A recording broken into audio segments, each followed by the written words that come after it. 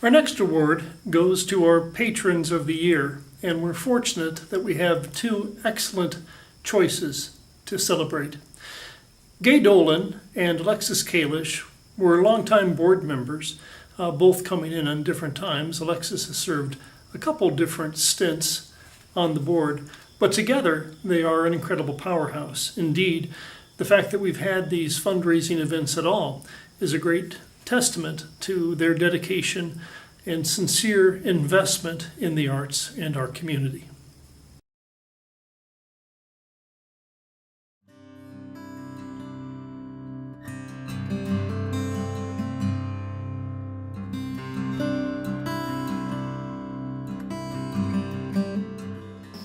My name is Gay Dolan, and I am truly honored to be selected as a recipient of the Douglas C. Johnson Patron Award and to be a co-recipient with Alexis Kalish. So I'm Alexis Kalish. I have served on the Arts Center board for 4 different sessions, and I'm also very proud to be part of this McLean County Arts Center community. And I'm delighted to be here as a recipient of the Douglas C. Johnson Distinguished Patron Award and to share that with Gay.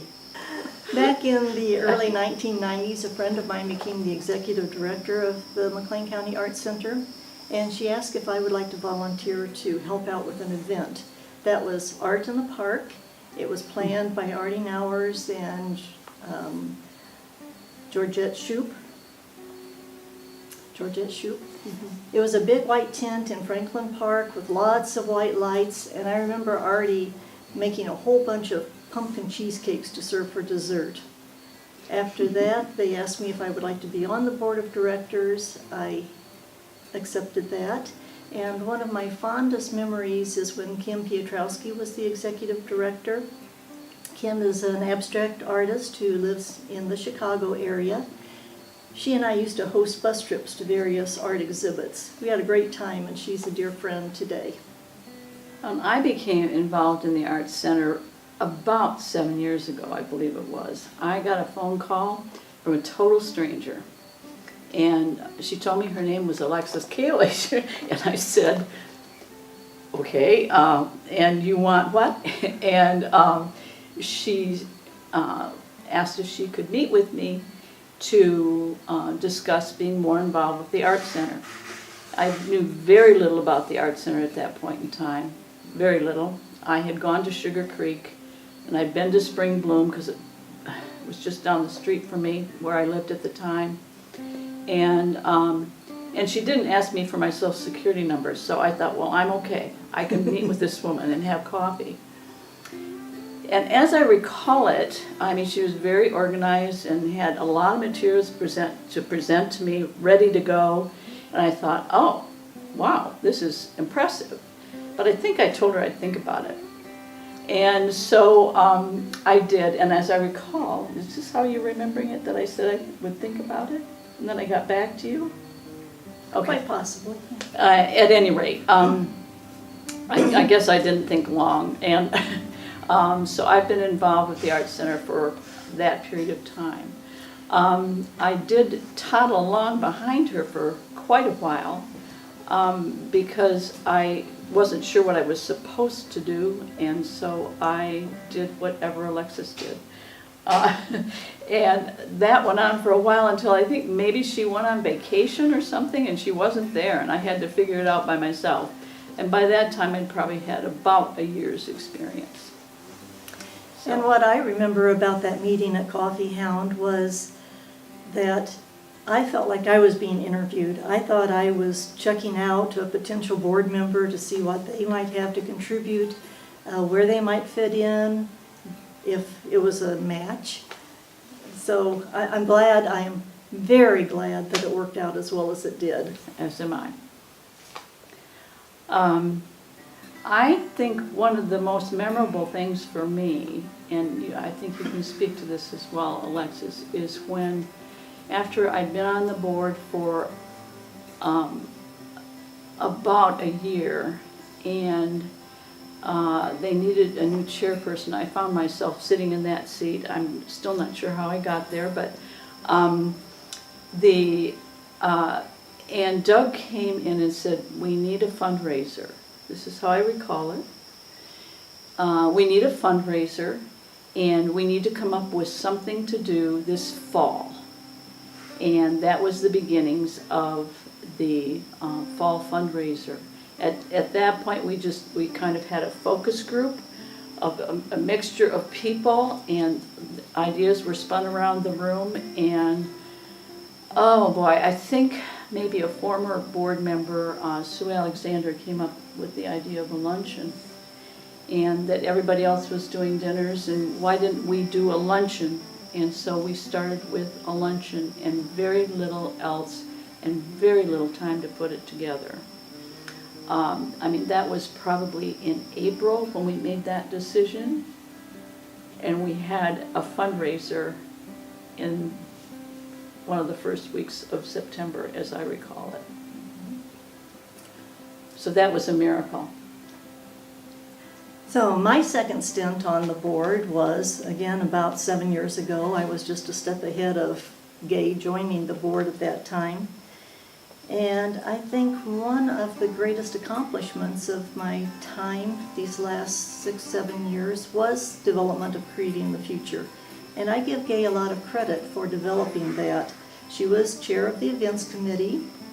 She gathered this group of people. Probably none of us had a whole lot of experience in creating events or planning them, but we worked hard, we learned, and we've grown the event. Another thing that I really admire about what Gay has done with this is that the event reflects the Arts Center activity.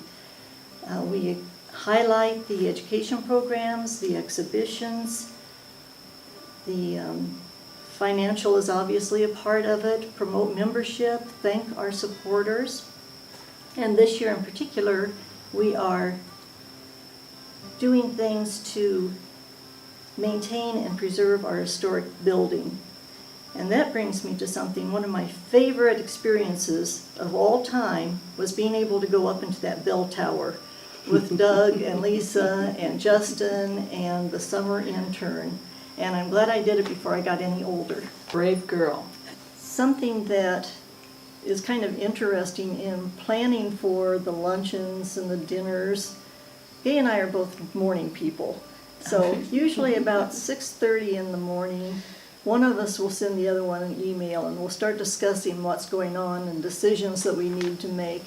And that's worked very well for us. Yeah. We joke that we're kind of joined at the hip, but I think it has been an enjoyable experience. Gay has a lovely home that she often uses to have committee meetings. We look out over her pond in the backyard and all the birds and squirrels and sit at her, as we call it, the kitchen table. Yeah.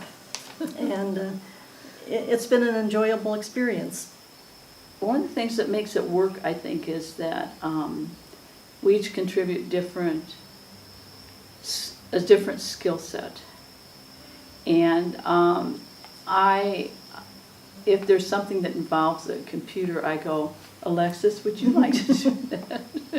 Or she will volunteer because she knows that in order to meet a time demand that it wouldn't be me to do the job. Well, I love charts. Right, and can produce them very quickly. So, I mean, I do think that's one of the things that's made it work, is that if you team with somebody that you don't always have to be think exactly alike or be have the same interests and abilities, that it can work in a collaborative way without that one being a clone of the other. Anyway, it's been a wonderful, really wonderful kind of collaboration. I've loved it. It has, and we are really enjoying working with Kimberly as well. She brings a lot of talent and good promotional ideas to the job, and I think that will just make everything all that much better. We'd like to present the awards for the Douglas C. Johnson Patron of the Year. And now with my trusty Vanna assistant,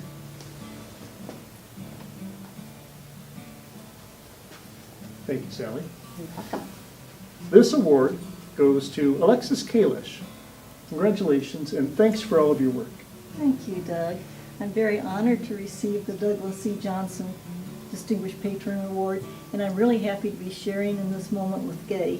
And I think this will be a lovely memento of my affiliation with the Arts Center. Excellent. And Gay Dolan. Well, thank you very much, Doug.